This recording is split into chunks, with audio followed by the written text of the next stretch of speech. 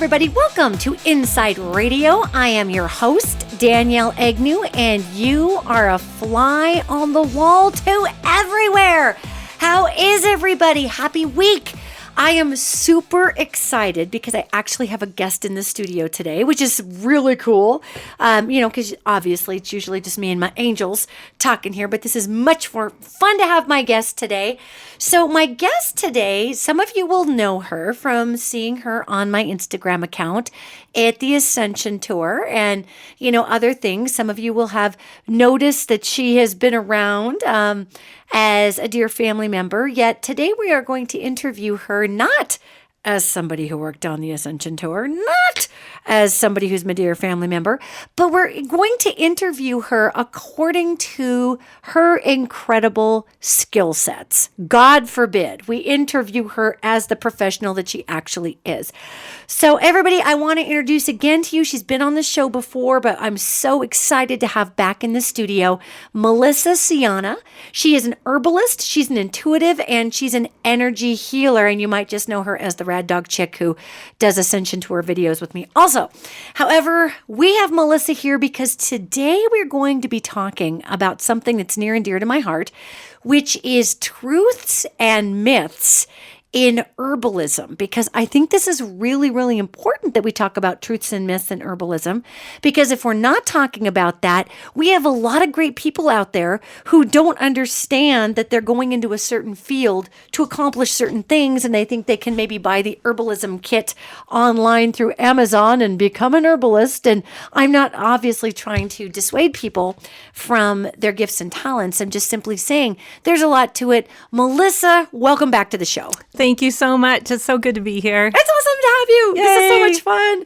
And I was actually trying to keep Melissa all day today. The pass up here in Bozeman has been snowed under, and it's actually melting now. So I have to give Melissa back to her family in Bridger. So I can't just keep her up in Bozeman all day.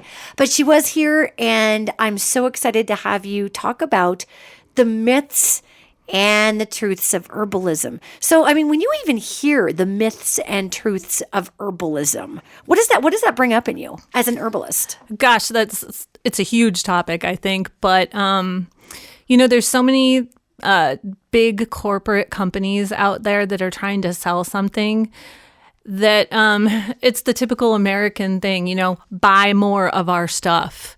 Right. Which really, herbalism is not about that. Herbalism is about intrinsic healing. Yeah. Not getting someone to keep buying more of our stuff. It's about helping people to be well. Yeah, that's true. And so just to give people a little bit of a background on you, how did you start in herbalism? Oh my gosh. As a child growing up in the woods of Connecticut, right on. I spent a lot of time with my dad, hiking. We did a ton of mushroom hunting, which was super fun, and learning about trees, gardening. And then my grandmother on my mom's side was, looking back, I think she was probably extremely intuitive. Right. And was a plant person and a healer. That's as well. Awesome. Yeah. Yeah. So I learned from her and was just around plants my entire life. And even as a child, took a lot of solace from spending time in the woods with the trees and that kind of thing. And then went on to go to the University of Connecticut and get a degree in horticulture. Oh, that's super cool. Yeah. Wow. And then later in my life, after I did 500,000 other things, I decided it would be a really great thing to be able to actually use those talents to begin helping people on a larger scale. Well, that is amazing. And what I think is so cool here is that you've been doing this a long time, and there are different kinds of herbalism, if I'm not mistaken. There's like Eastern herbalism, American herbalism. So kind of for those who are listening today and who are interested in pursuing their healing arts through plant medicines, just give us a very basic breakdown of what that means. Would you consider yourself an Eastern herbalist, or what are you? No. And Eastern herbalism or Chinese herbalism is a completely different thing than what I do. It's still about the magic and the qualities of plants, but I don't even know a lot of the Chinese herbs. So no, it's a completely different thing. The Chinese medicine talks about the qi and the yin and the yang and stuff that's probably the concepts are very similar to American herbalism, but we call them different things. We use different herbs. So that's cool. So you would consider yourself an American herbalist? Yeah. Yes. That's awesome. And when we talk about the myths and truths of herbalism, that was sort of my frame up for what I have seen in the consumer culture of America. You know, we have some people who, like you said, we want people to buy things. So we convince them that, you know, okay, let me back up a little bit, Melissa. We do the same thing in the pharmaceutical companies say, well, if you're depressed, you need an antidepressant and its name is this. Or if you have a knee pain, you need knee pain medicine and its name is this. And over the years, over the last 15 years that I've done metaphysical work, I have watched individualized herbalism, which is somebody like yourself who really knows what they're talking about. And you go and you sit with them and they give you particular teas and tinctures and things like that, get replaced by online Google Herbal Doc, one size fits all prescriptions, if that makes sense. So let's first start our communication today, Melissa, with the myths of one-size-fits-all herbalism out there. And again, gang, here on Insight Radio, obviously, I am here to uphold everybody's walk who is listening. If you're a healer, you want to get started in it, rock on. If you're an herbalist and you want to get started in it, rock on. I am never here to tear anybody else's modality down. What I'm here to do today with an actual professional herbalist in our studio is to assist people in understanding how important it is that whatever they're studying, you know, to really establish some legitimacy for that. And also, Melissa, I've known people personally who've gone out and spent $10,000 in an herbalism, I'm not kidding, $10,000 in an herbalism certification online. And that came with $5,000 worth of blessed herbs and all this stuff. And then I've run it by other herbalist friends of mine who were like, oh my God, they just got stuck with a bunch of crap. So let's start with the myths of herbalism. What are some of the myths that you have found as a professional herbalist that float around out there? I think there's several things. And I don't know if, as far as the myth goes, like there's many, many herbs that can address a particular physical symptom. Okay, so let's say that you have anxiety. There's what? No, I don't even know what you're talking about. That's just an example. We're not talking about you. Of course not. Okay. Asking for a friend. Yes. So let's say a person has anxiety. Yes. Yes. And there's probably 20 different herbs, or probably many more than that treat anxiety. So the question would be, which one is right for that particular person?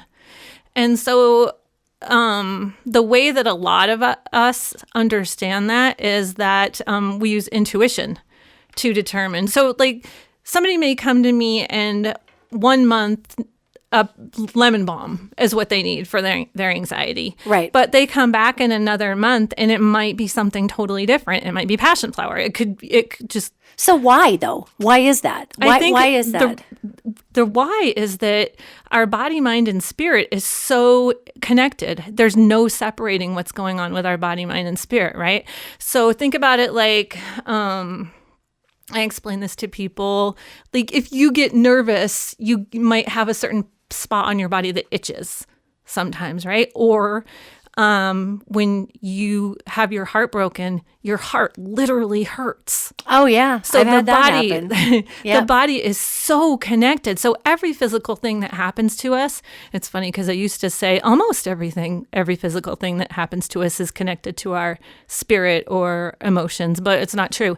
Every single physical thing that happens to us is so connected to our spirit and our emotional state that there's no separating it. That's very true. And so that makes it impossible to have a prescription for a specific herb that's going to serve a population. So let me just recap that. So if I'm reading online that if I'm an herbalist, then St. John's wort is what I give for people. That was big in the 90s, for depression, which, by the way, you can't combine with tomato acid, apparently. But anyway, we learned that later. Or other antidepressants. It'll tank you. Mm-hmm. So, but St. John's wort is my one size fits all. So I order on my discount through my $10,000 Herbalism certification. I get a discount on this particular feeder brand of herbs through this site, and I order 50 million pounds of St. John's wort because that's for anxiety. So a myth would be that one herb fixes it all for all people, just like one ibuprofen is going to kill all inflammation. Right. So it could be that a person we're using anxiety as an example. Maybe a person has anxiety because of a specific experience. Like maybe they have a lost love. Maybe they are heartbroken. And so maybe some of those issues are coming from their heart. Right. And it's not just like a mind anxiety thing going on in their head that could be treated by a pharmaceutical antidepressant or even St. John's wort. Maybe it's their heart chakra. So you're saying that to be an herbalist, even though you're saying that you are an American herbalist, Chinese herbalists deal with qi and other flows, and the heart system in Chinese herbalism isn't just the heart, it's a whole system. Mm-hmm. And you're talking about American herbalism being different and dealing with different words. So you're still, however, dealing with energetics, it sounds like, even in American herbalism. Absolutely. I think there's no denying that we're made of energy. Right. There's no denying that we have energy centers throughout our body. And those definitely play a huge role in how we feel physically and emotionally, spiritually. I mean, we keep coming back to the fact that there's no separation. Yeah. And so if there's no separation, so when I have a client sitting in front of me, I translate what these angels have to say. When you have a client that's sitting in front of you, what is some of your translation process that helps you separate the myth and truth out of herbalism? How do you translate from a client what they require? I generally cannot get the angelic translation as quickly as you can. I do. One of my channels on my Sirius. Yeah, my channel is not that open. But generally, I would like to sit with them. I like to sit with them, and I like to have them tell me what's going on in their life. So they may come to me with a physical issue. It could be, like a bad knee or something like that. Right. And I want to know how that happened, and I want to know how long they've had it and what the symptoms are. But I also want to know what else is going on in their life. So it's this whole process talking about what do you do for a living? Are you happy doing that for a living? What's your life like at home? And so, like, for instance, if it is an issue with a knee, right, and I want to know which side of the body it's on. And why do you want to know that? Because oftentimes, usually, the right side of the body represents moving forward, and the left side of the body represents issues from the past. Wow. So it's crazy how every time it shakes down to something that's going on in their life. So say it's their right knee, and our knees support us. They help us with our forward momentum. They represent flexibility in moving forward or backward. So they are about mobility and a choice in flexibility. I know that from the angels. Right. I'm not an herbalist, but that's something the angels talk about. I don't think that those kind of things are things we learn from being an herbalist. Okay. It's just things that we know from experience and things that I just intuitively know. So here's something that I think is important to bring forward, though. So if I'm going to be an herbalist and I don't learn about the energies of the body, do you feel that provides enough of a background to actually sit with the client without having any knowledge of the energetics of the body? I think a knowledge helps. But on the other hand, if you're open to your intuitive abilities, you that's going to come through anyway. So probably that's hard. That's a hard question, Like, I don't know how much pre-knowledge I had of the energetic centers of the body before I started doing this. But you have them, though. I mean, you do have them. So however you came on to those, and it's really interesting because if you never technically studied any of that, That could be a clairsentient ability, a claircognizant ability. And what I think is so fascinating about that is information that I receive all the time from the angelic realm. So my question really is, regardless of how you get it, whether you channel it, whether you learn it, whatever, how important on a scale of 1 to 10, 1 being it really has nothing to do with my field, and 10 being, oh my God, I couldn't do this without this. Where would you rate understanding the energetic flow of the body when sitting with a client in an herbalism consultation? I couldn't do it if I didn't understand it. So it's a 10. It's a 10. Yeah, absolutely. Okay. Yep. Okay. Yep. So if you're listening and you want to get started in herbalism, it's also important, it sounds like, to study the energetics of the body or to honor your intuition as you did, Melissa, in those areas. Yeah, I think it's extremely important. So could we say that it's a myth? Could we say it's a myth that you don't need to understand anything about the energies of the body in order to fully activate the herbalist, application? I would say so. I would also say that to assume that herbalism is just about treating physical symptoms is a myth as well. Oh, okay. Great, because we're in the myth section. Right. I'm watching the clock over here, and we're going to spend the first half of this podcast on the myths, and then we're going to take the second half and do the truths. So it's a myth to... What else? What other myths do we have? I'm fascinated by myths because, we've got so much marketing hoopla out there that's just not reflective of what's actually true. Another myth might be that an herbalist has to know everything about every single herb and plant. That's a myth. Is that like a psychic needs to be able to read your mind before you ever say a word? Right. So, God. That kills me. The example for that is so many times somebody will come into the store and I'll just know what herb is right for them. But then, I know what it is, but then I usually check myself. Yeah. Just because I want to make sure that I'm right. And I'm always right. It just and there's been times that I've even known that a particular herb would work and I'd look it up and the information that comes up immediately doesn't include the person's symptoms. Right. And I'll start second guessing myself and I'll be like, whoa, maybe that's not right, but I'm sure it's right. And then if I dig a little deeper, I'll find a couple of examples that'll say, well, in, these few cases, this herb can also address this symptom. So, and it was right, and it ends up helping the person because it's the particular thing that's right for that person. And what led you to that choice? I just know. You just know. and so I'm going to add to a little bit of that. So you did study herbs. Yeah. But you also, you can feel it. So you do have a knowledge base that you're drawing on. And then you're allowing that intuition to lead that knowledge base. Would that be That's fairly true. accurate? And I also check myself. Let's talk about checking yourself. So, I always, if I intuitively have an idea that a person needs a particular herb, then I will generally look it up and make sure I'm right because I don't want to hurt anybody. And it's a process, and it's a process of learning to trust your intuition. Right. And let's talk about that a little bit. What has your process been like with that?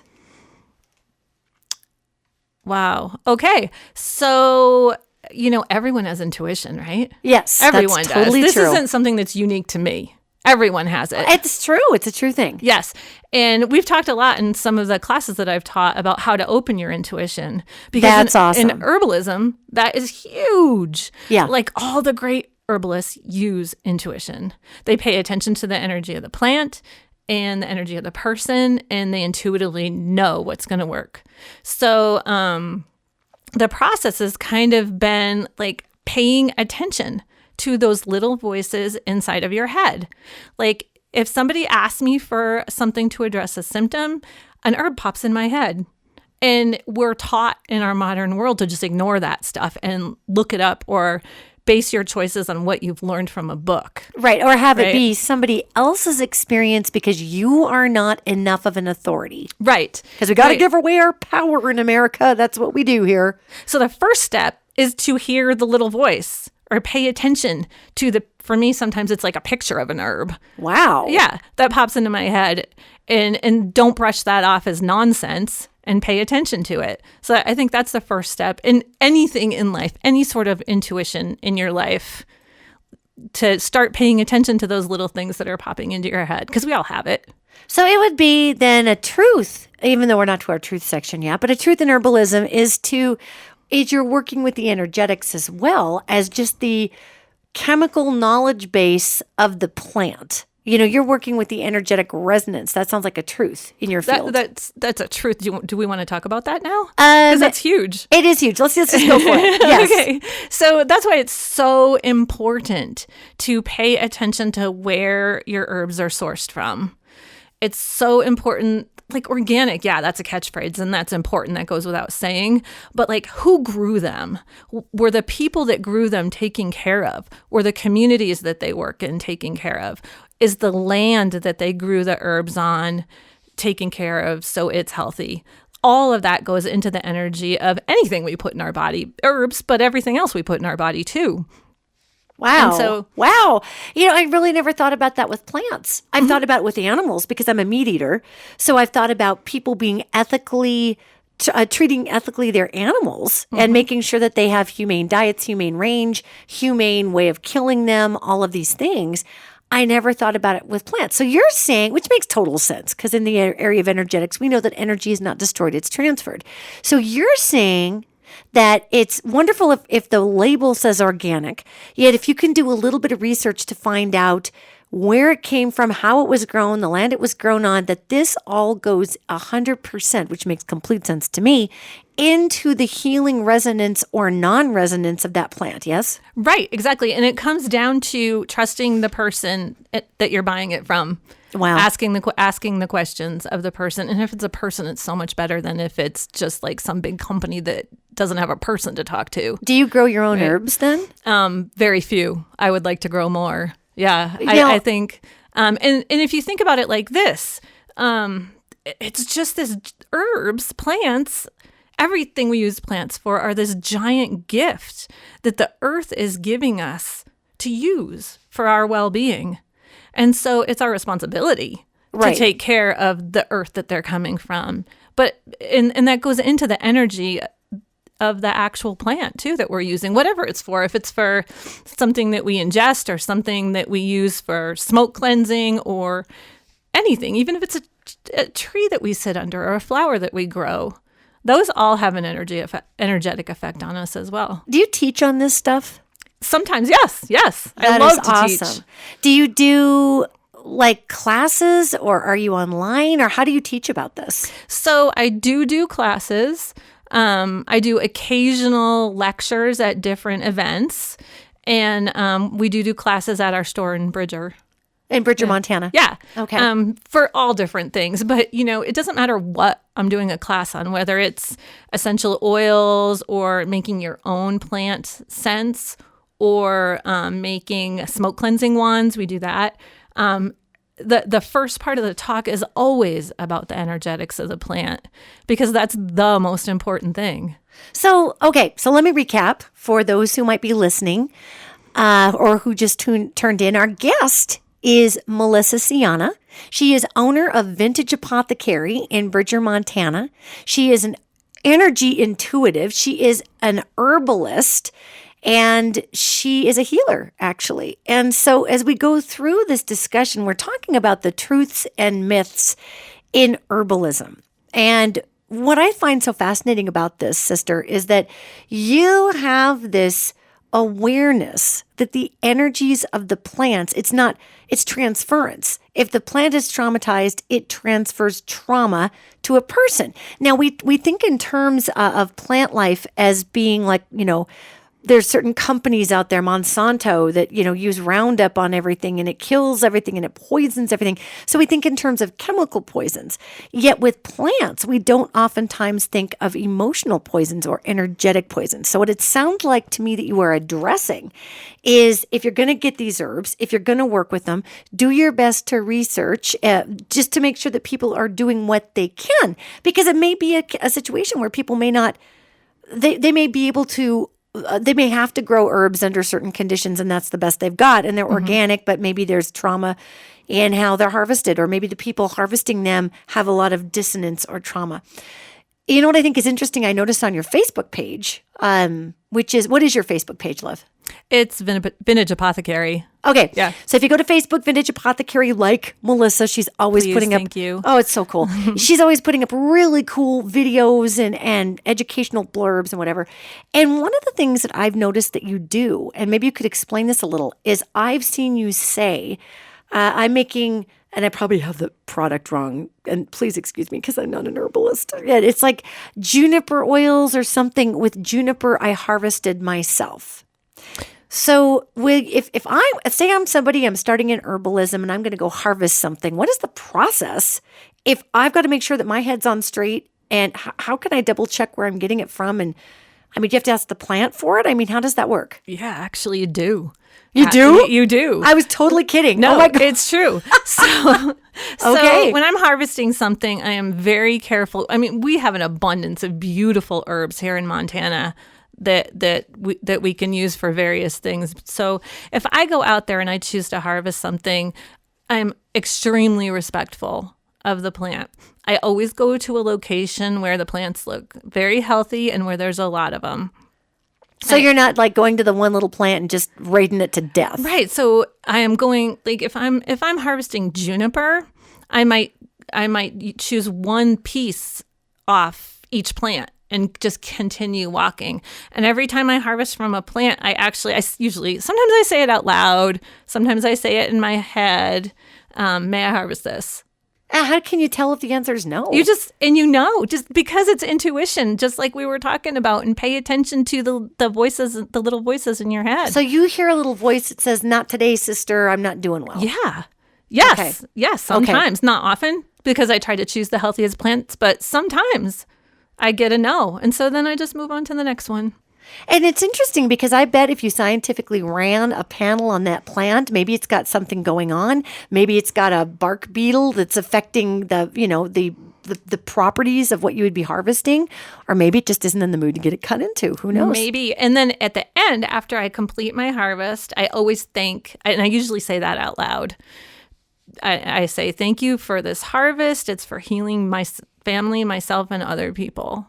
That's awesome. I mean, that's like, the gratitude is such a huge part of the energy. And talking about energy of things, another way that, like, the whole concept of the energy of plants goes even further with the person that made the thing that you have. So if I make a juniper oil myself, while I'm making it, I'm grateful. I'm putting love into it. I'm thinking about all the people that it's going to heal and help.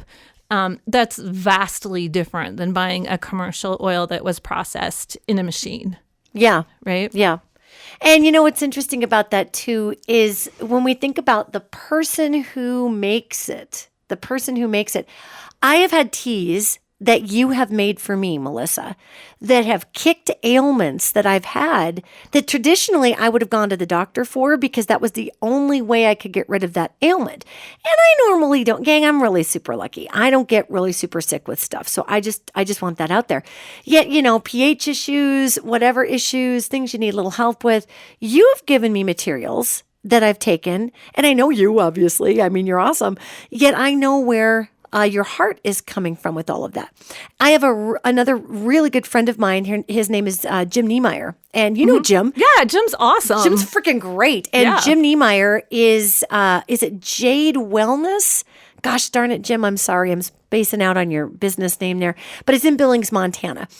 And he and his wife, Stephanie Niemeyer, they are herbalists. And so what I think is fascinating here is that he works in Eastern medicine and Eastern herbs. Yes. And there have been times when I've gone to certain things for Jim and he's given me, it looks like a freaking Hogwarts experiment, man. All these weirdo, funky looking Chinese herbs and whatever that I'm supposed to make a, Harry Potter tea out of and drink.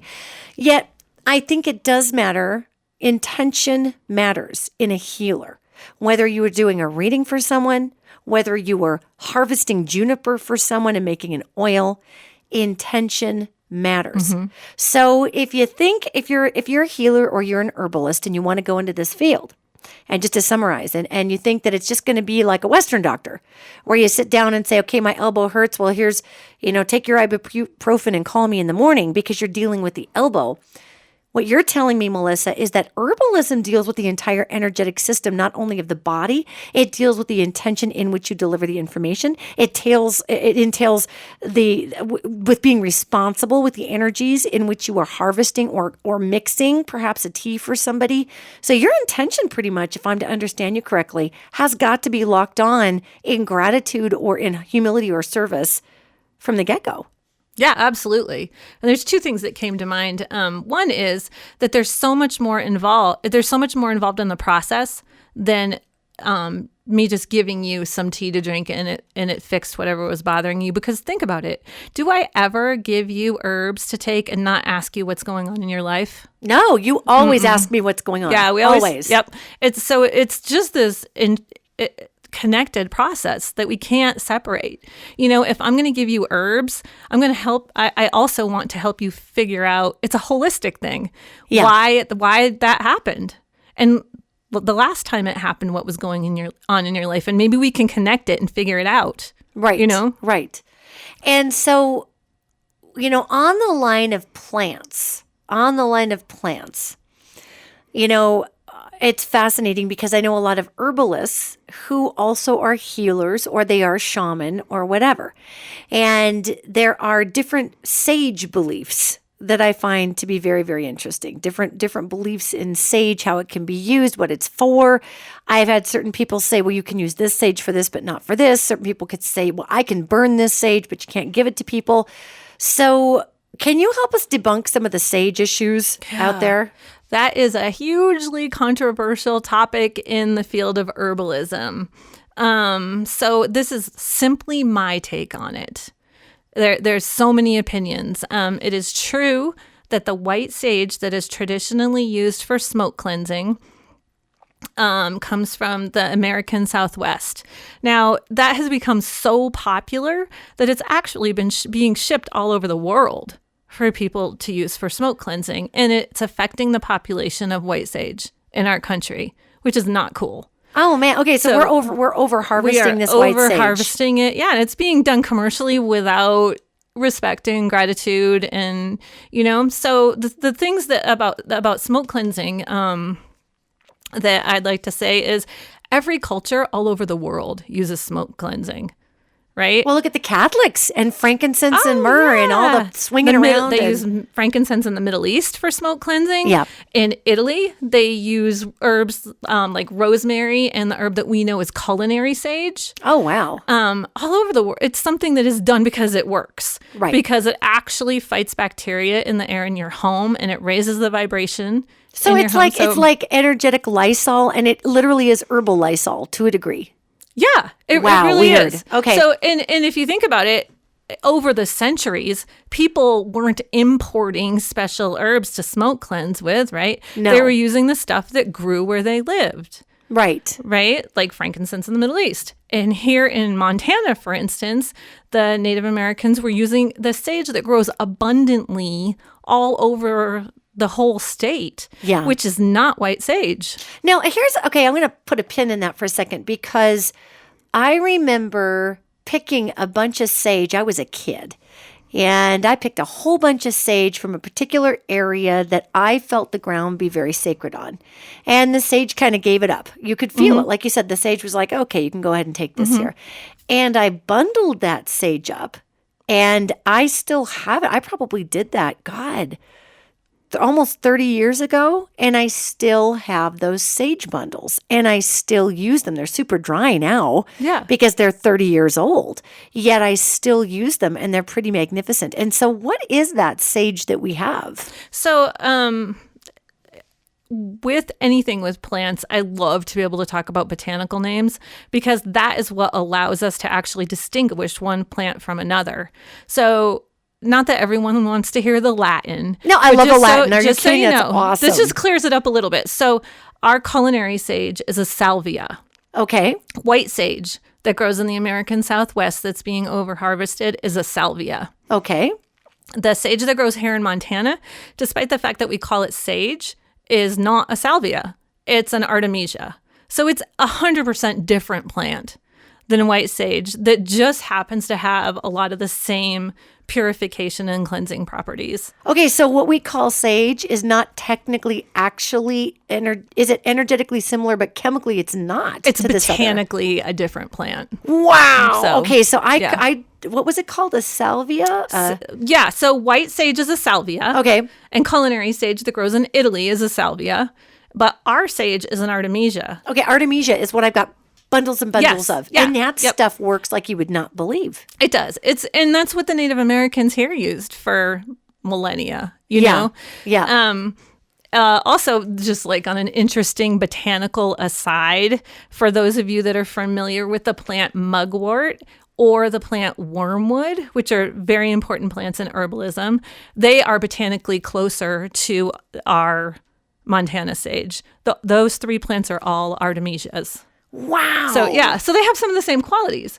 So wormwood, which also grows here in Montana, is a cleansing plant, and it's often used for cleansing the body of parasites.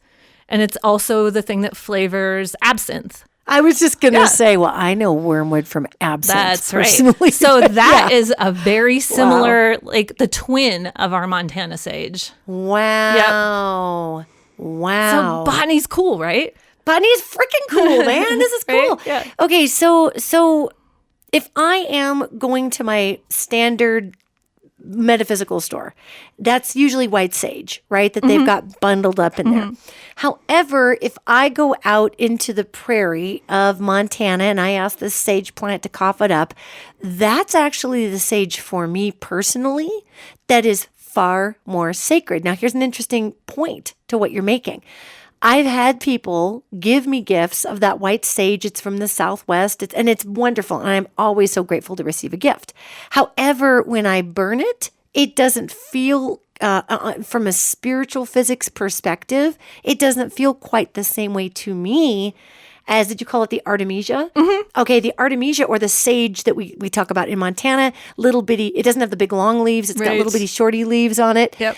It smells like sage, but it's different, you know? That plant to me, when I am doing healing work, especially if I'm getting, if I'm drawing lines in the sand with elementals, if I'm dealing with any elementals, they respond better to that sage. And really, I don't use sage to clear dark entities. I never have. I use that angelic energy to say, come on, man, go somewhere else. But that artemisia, is that right? Yeah. I keep saying it wrong in my right. head. The artemisia or the Montana sage is what I would use here dealing with elemental beings. Well, that makes 100% sense because that is the sage that the elementals here in Montana live among. Right? Yeah, that makes total sense. Probably if you were dealing with elementals in the American Southwest, white sage would be your deal. It would be. And that's the thing. When I am dealing with any elemental occupation that comes across as negative, because a lot of people, let me just preface this, a lot of people mistake elemental occupation as a demonic presence in their home. They can come across as little black streaks or dark shadows. They can throw plates. They can feel very disruptive or violent. Sometimes they growl. People can mistake an elemental for a demonic being. And demons, I mean, you can clear dark energy with any sage. Demons aren't specifically going to be chased out by sage. They're going to be removed by the positive intention of somebody smudging, whether it's with the artemisia sage-like stuff or the white sage or whatever. However, the elementals 100% will respond to the plant that you pick from that area. Yeah, that makes absolute sense. And it's interesting because I teach a whole class on this. Different plants, there's so many plants that we can use for smoke cleansing. So many. Really? Yeah. Okay, now, the two that I know of, because again, I'm not an herbalist, right? And I'm generally working with the angelic resonance, which is energy. So I'm not typically burning something. Yet sage is what I know to smudge with. And sweetgrass, which I know sweetgrass actually calls in, apparently, and tell me if I'm wrong about this, I had a Native American friend inform me that sweetgrass in their ceremony calls in good energy. Yeah. Yes. And, okay. And then sage is a neutralizer. Yes. Okay. Yeah. Yep. So sage kind of cleanses, and then sweetgrass is like adding the positive energy back into your space. Sweetgrass is another thing that is a native plant to Montana, but very uncommon. So it's another thing that care should be taken when purchasing it, that it's purchased from. The magic of sweetgrass is the way that the Native Americans actually braid it and the story that goes with that. And it's just such a sacred Native American thing that I would only buy braided sweetgrass from a Native American person. So it's the manner in which they are weaving the energy in. If I understand so again, that's a whole thing about the energy of a product. Right. Yeah. That's so cool. Mm-hmm. God. Okay, so what else can you burn? I'm just curious. Okay, so, we were talking about different parts of the country where they burn different things. Right. So, for instance, in our home, we burn frankincense almost exclusively because frankincense is a Middle Eastern plant. Right. And we have children in our home that are of Middle Eastern descent. Right. And so it just seems appropriate for us, right? Well, sure. But there's so many things, and different plants, even no matter what you're using them for, have different spiritual qualities. So you can add, it's really common to add some rose in a sage bundle. Like rose petals? Yeah. Oh, wow, rose cool. petals, because they're pretty. Well, they are pretty. Yeah. But rose is our heart chakra plant.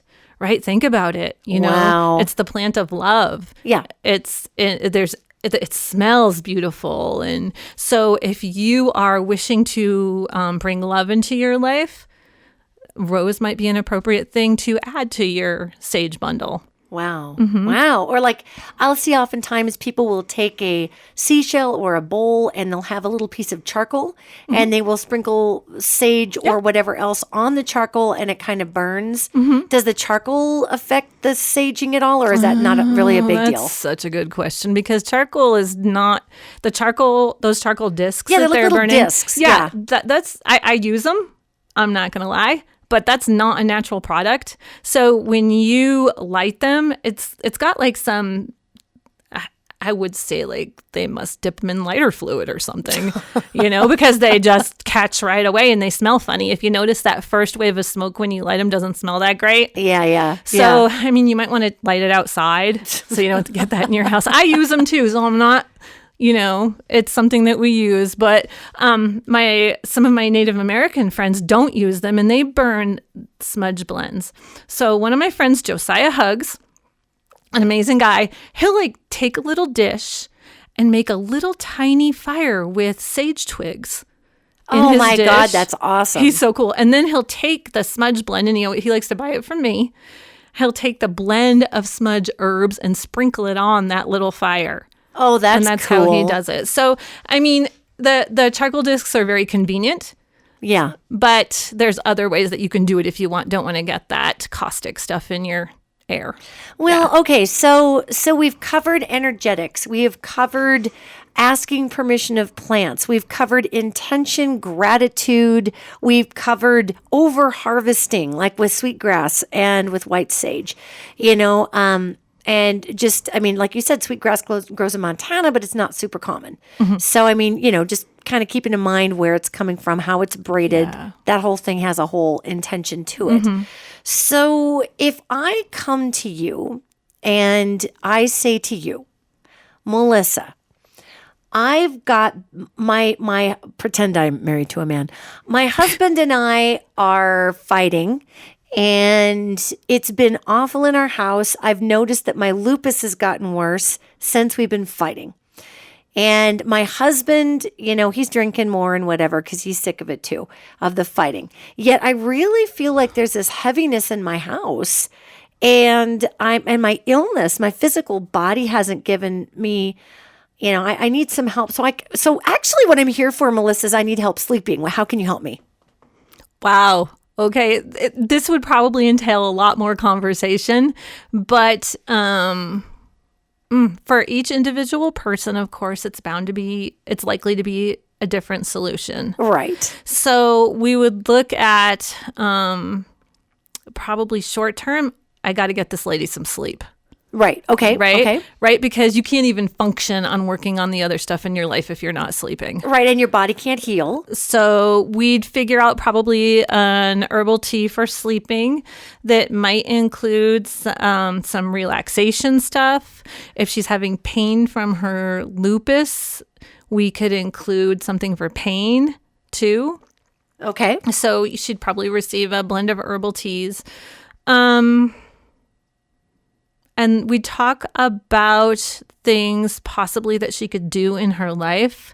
So a lot of times it's an activity in addition to herbal medicine that she needs to do to help deal with the stuff that's going on with her husband. Maybe she's got something going on like maybe this is all stemming because she hates her job. Maybe it's a life path issue because it usually is. Yeah, right. Okay. You know? And so maybe she needs to make some changes in her everyday life, or maybe, I don't know. But you would start with sleep. And the reason I threw you that compound problem. That was hard. Thanks. You're welcome. You're welcome, sister. I knew you could do it. Because here's the thing, gang. You know, as healers, nobody's coming in. I mean, sometimes someone is coming in to say, I have cancer. I need help treating my cancer. Yet I've noticed with healers, Melissa, that people come in with, okay, here is my issue. Here is issue A. This is what I think the problem is. Yet I've got this massive trove of other issues that are compounding energetically, psychologically, spiritually, my physical symptom. Yet I'm here to talk to you, the herbalist, to treat my physical symptom. Mm-hmm. And the reason I threw that little problem at you there was that obviously you can't just treat the sleep. I mean, you'll start with the sleep, but what you said was, I'm going to start with the sleep because without her sleeping, she can't address the other issues. You know, so I think what I got out of that is that as an herbalist, you're hearing everything, yet with you, what would you say is the biggest earmarker symptom first? If I come in with a list like that, how would you, do you rely off mental? Do you rely off of a database? Do you rely off of how the person feels? What is your marker to treat first? Probably pain and sleep. But it's even with this woman, if there's so many things like that going on with her, I want to talk to her more. I want to know what she's eating because dang, you know as well as I do that a lot of that stuff is diet related. Oh my God, I know. And I probably with her would want to do some energy work with her too. So let's talk a little bit, you know, about energy work and the type of energy work you do, because the healers that I know, the herbalists that I know are also energetic healers. You know, Jim Niemeyer, who we were talking about earlier in Billings, Montana, he's also an energetic healer. So I would be interested in you telling our listeners, how do you actually instigate the type of energetic healing that you bring forward with clients as combined with your herbalism? So a lot of times people come to me just because they want energy work. But if it's somebody that comes with multiple problems, like this example that you suggested, it's easier for me to figure out what's going on with them if I can feel their energy in a more complex way. Right. So, I mean, the way it generally works is a conversation. We always start with a conversation. Right. I want to know how they're feeling, what's going on with them, what parts of their body hurt. I mean, are you talking about the energy healing process, right? Yeah. Like how do you do it? Yeah. So then they lay down on the massage table, make them as comfortable as I can. And I always make sure to tell them that whatever happens is okay. So if they want to talk through the session, that's great because that's how some people release their energy. If they want to go to sleep, that's okay too. If anything happens that they want to tell me about during the session, tell me. You know, and so then I actually move through their chakras, starting with their crown chakra. Yeah. And I spend as much time putting love into that chakra and building the energy and feeling the flow of the energy through their body. And then I move to the next one. So it could be, depending on the chakra, one might take 20 minutes and the other one might take 2. Just depending on which one needs a little more kick in the pants. Right. But that helps me. So then I work through all the chakras to finish with the process. Right. And then work through, like, energy in the body is like a stream flowing in a creek, right? Yeah. The water flowing in a creek. And if there's a blockage, let's say you pile a bunch of rocks in the creek in one spot, it stops the energy flow, stops the water flowing, and it backs up the stream. Right. So let's say, like, your heart chakra has something going on in there that's blocking it. Well, you're probably going to have, like, some energy blockage in your throat and on ups. That's how it works. Yeah. So in addition to making sure the chakras are all feeling the right energy, I want to make sure the energy is flowing in a healthy way through the body. Yeah. Okay. Right. And energy, you can push it. You can move it with your hands. Well, yeah, and if you're somebody who can feel the energies, you can move it or push it with your hands. And it's a really interesting electromagnetic effect from one polarity of the body to the other, from one pole of one body to another pole of another body. And we can literally drag that energy field around, which is really cool. Yes. It's cool. So that's part of the process. The other part would be addressing other parts of their body, like they have a knee that hurts, or they have even a wound that needs healing. Right. Then specifically focusing on those areas. Again, for me, and everybody's different, and every energy healer works differently, but for me, it's all about the energy of love. And it's just pushing love into that space. Even when you're getting the chakras flowing well, it's all about pushing love into that chakra until it feels bright and shiny and perfect. And then you move on to the next one. And it's the same thing. It's the same thing with, for instance, a wound. It's pushing love into that wound, and at the same time visualizing the space as being healthy. So if you have a wound, I'm picturing your perfect skin. Wow. And or your bones knitting together, or all knitted together and perfect, while I'm pushing love in there. So you kind of allow the love to kind of do the work. You put the intention behind it, and I just kind of wanted just a little light sample platter on that one, just because there are people who go into herbalism that are very talented healers, yet they themselves feel like the herbs need to do all the work. Like the pharmaceutical needs to do all the work.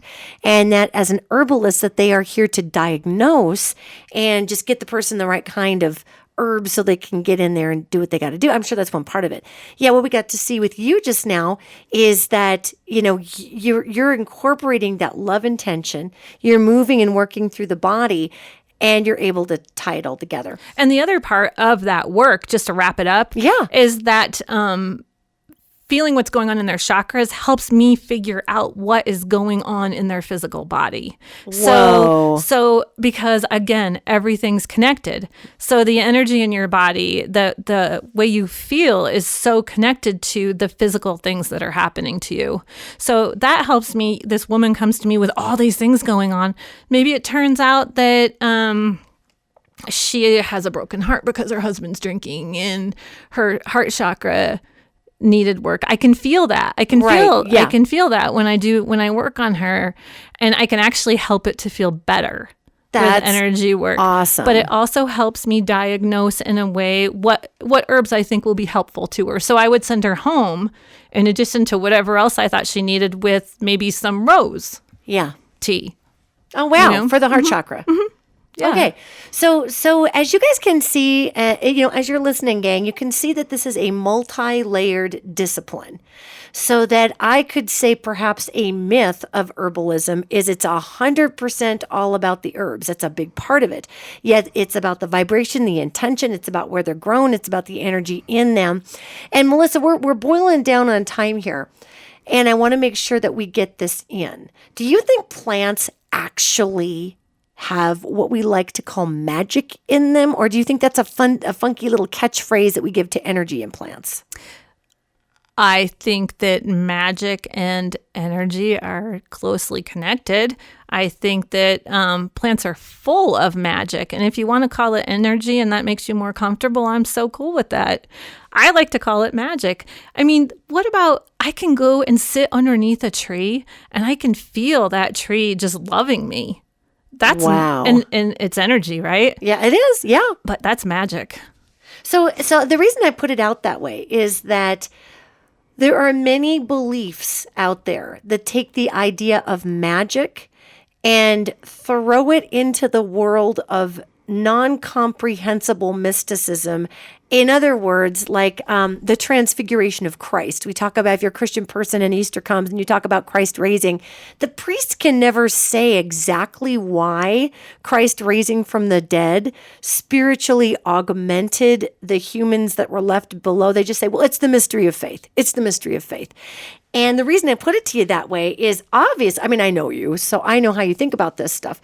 Yet I also can tell you that there's a lot of people out there that I have witnessed who talk about the magic of plants, and they give 100% of the power to the plant in a mystical way that literally they don't have as much to do with the process because it's all the plant. It's just this magical transcendent thing that's in the plant. So how would you describe and if that's a thing that you believe, because I do believe there's things that we can't, I mean, I can't tell you exactly why it is that angels are temporal beings. I think that's kind of magical, and there's things that are magical. Yet when I hear magic, a lot of times I also, that can fall into a bailiwick for people, that they must be Wiccan to use that particular plant, or that they must be in a witch practice or a spell casting practice to use the magic in that plant. And I've seen herbalists go down that road too. They're like, if you're going to be calling this plant magic, you better be a 6th level druid. You better be a Wiccan practitioner in order to fully use the plant magic, because you don't know how to wield the magic. So when you say plant magic, what is your personal definition of magic with the plant? I think that plants, as we've talked about already, every plant has its own intrinsic qualities. And some of those qualities are physical and how they affect us physically. And other ones are spiritual or emotional and how they affect us spiritually or emotionally. And I think that the word magic might scare some people. So if it does, use a different word, because plants have these qualities no matter what you call it. And I think if that's a mysterious thing, so be it. But it's a fact that they do have spiritual qualities. They do affect us. So for you personally, when you use the word magic, it's more about referencing the ethereal, non-quantifiable qualities that those plants have, as opposed to you have to be a Wiccan to use this plant.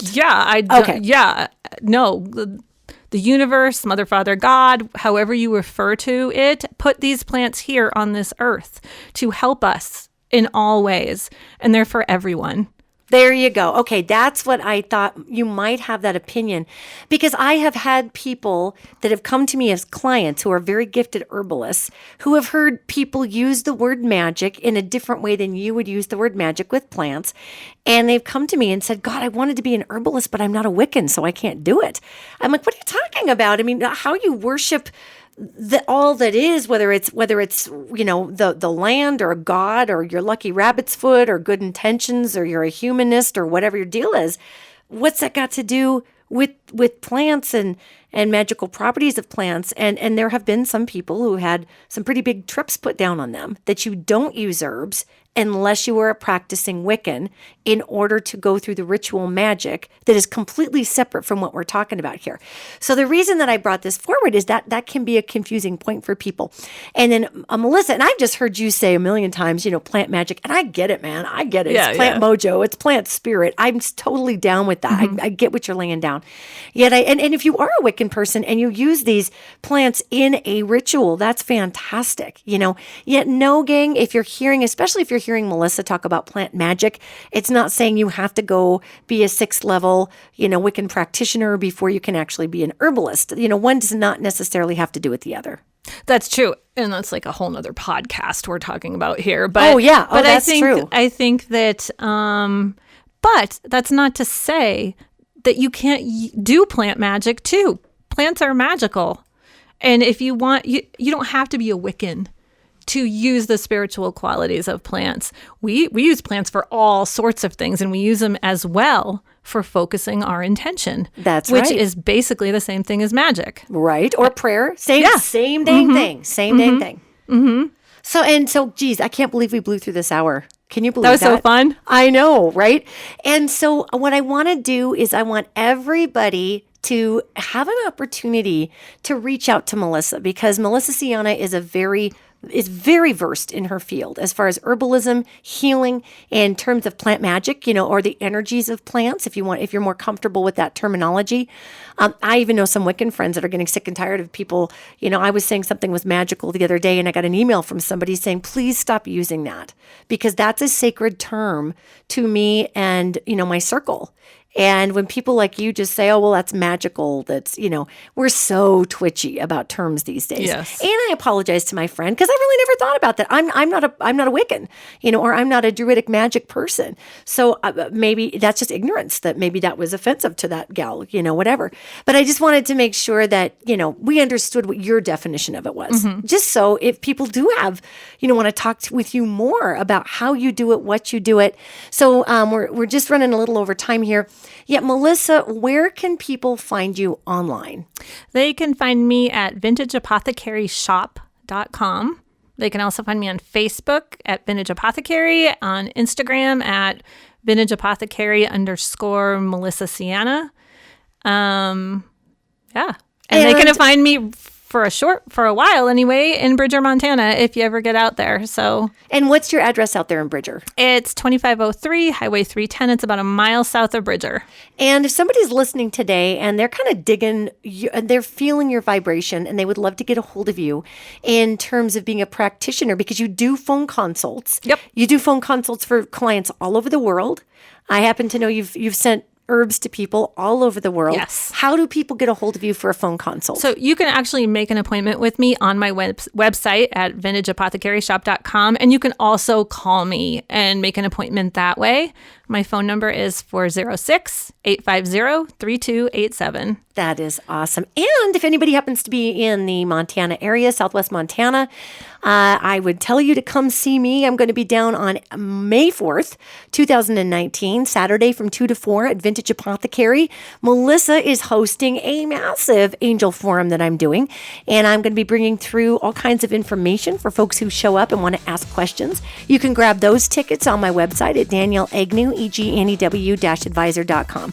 So there's a lot going on at Vintage Apothecary. Melissa, thank you for coming You're so welcome. It was so fun. This is super fun. Yeah. All right, everybody, go practice your own brand of mysticism, healing, whether it's magic, good energy, or letting your mojo flow. And I will see you next week.